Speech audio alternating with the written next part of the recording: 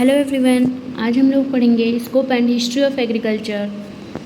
तो आज हम अपना टॉपिक स्टार्ट करते हैं। India is known as land of village. There are little more than 7.5 lakh of villages in India and 67% of Indian population lives in village. The main occupation of these village dwellers is agriculture and other activities related to agriculture.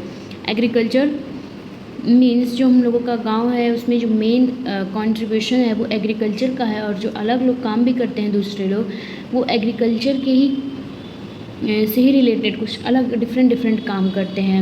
Agriculture therefore is dominant sector of our economy, providing livelihood to about 70% population in India. Agriculture ही पे ही depend होते हैं हमारी पूरी economy.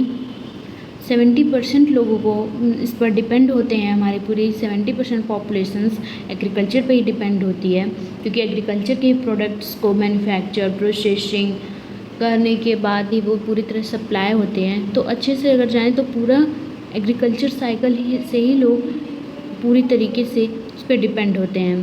70% population of India.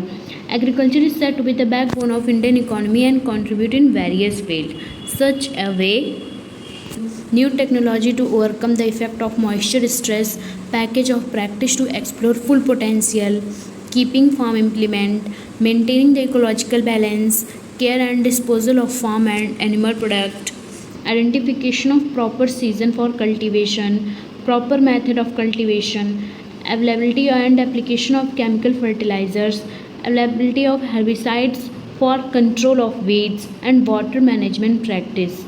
These are some way which are totally depend and very helpful in the scope of agriculture, क्योंकि इन सब का होना बहुत ही ज़रूरी है। अब कल्टीवेशन आइडेंटिफाई नहीं कर पाएंगे, अच्छे से कल्टीवेट नहीं कर पाएंगे तो जाहिर सी बात है उसमें ज़्यादा से ज़्यादा वीड्स और खरपतवार पेस्टिसाइड की ज़रूरत पड़ेगी, जिससे हमारे खेतों में प्रभाव पड़ेगा।